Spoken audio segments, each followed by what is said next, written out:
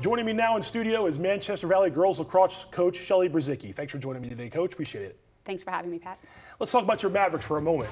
Man Valley went 14-0 during the regular season and 6-0 against Carroll County teams, beating them by an average of 16-4. The Mavericks totaled 242 goals, 281 assists, and 274 draw controls. Coach, Man Valley had 10 sophomores and freshmen combined on the roster. We talked about this before the season and then throughout the season. When did you see them really gel as a unit this spring? Was there a moment during the year where you really saw it come together? I think as we started county play, we started to see confidence grow. But I think it was our region final game where I realized that there were kids stepping up and doing things in times where we needed them to, you know, with Emma out of the game for a little bit. We really needed someone to step up, and I started to see them trust each other a little bit more, and I think that was great to see. Yeah, you mentioned Emma Penchik. We know what kind of player she is, 200 career goals. She got past that this year, led the county again in scoring. But which one of her teammates, maybe more than one, impressed you the most throughout the year that sort of rose to the occasion and filled that number 2 role really well for you guys? So I think twofold for us. Lindsay McCory on defense, I thought, had a breakout season for us. Really took her role to the next level. Came in, you know, as a junior who spent last season with us on varsity, but didn't see much time on the field, and picked it up and was able to put a lot of pressure on attackers, which really helped our defensive end. And then I think our freshman midfielder, Taylor Feek, without a doubt, came in and shouldered a lot of pressure, and I thought played extremely well, and especially in some tough and difficult situations. Yeah, no doubt. Before the state semifinal loss to Glenelg, Man Valley, you guys have won 36 games in a row. How much was that talked about during the year, if at all? And how did you see them handle the pressure that comes with any sort of winning streak? You don't want to be the one that lets the streak end. Did you feel like they handled it pretty well up until the very end of the year? Yeah, we didn't really talk about the streak. We didn't talk about how many games we're in, how many games we needed to break it. But there was no doubt in my mind they knew, right? So I think there was a lot of talk outside of our circle about the streak. There was a lot of talk about, you know, us not losing a game yet. I think at a point it might have caused undue pressure for them. Sure. But again, we didn't talk about it, so I don't think that it was something that was daily on their thoughts. But I do think that it's something that, as we got into the playoffs and further into the season, I think it was something that added some pressure, unfortunately, for us. Well, 36 in a row is impressive, no matter how you slice it. One of those wins came against county rival Century back on April 16th, a matchup we brought you live from Manchester as the CMSportsNet Game of the Week, and that game went right down to the wire. Let's go ahead and take a look back at the highlights.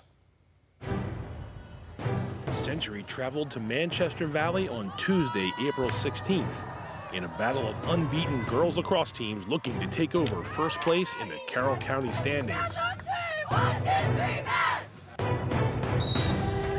A defensive tone is set early. Maddie Preach with a takeaway, and the Knights force a turnover. Harley Hamlin lines up for a free position, but Mavericks goalie Josie Collender makes the stop. Century breaks through moments later after a caused turnover, and Delaney Sandbank puts it home on the breakaway. Knights on the board first.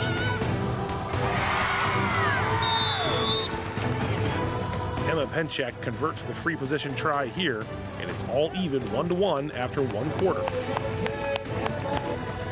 Century's Becca Mullenix comes up with a big save on a free position attempt, and we're still tied 1-1 midway through the second quarter.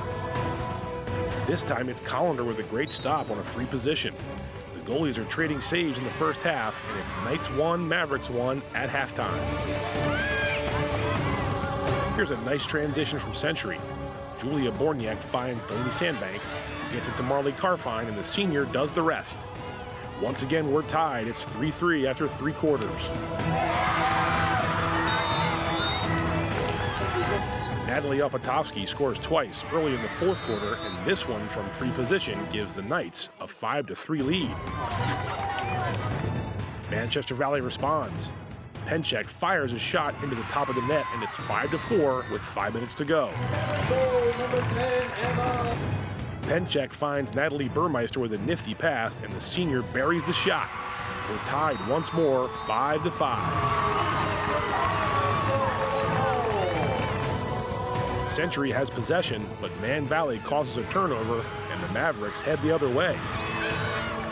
After a timeout, it's the play of the game. Burmeister finds Penchak coming off a double team, and she shoots and scores. Mavericks up 6-5.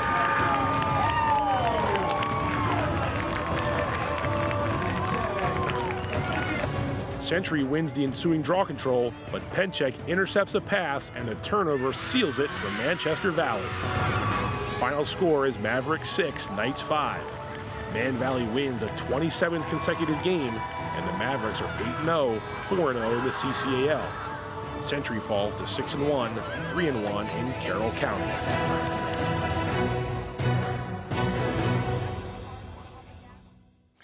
That was exciting right down to the end. You guys were down by 2 goals with a few minutes to go, but there was still plenty of time. Just as a whole from that game, did it help define the 2024 season for Man Valley?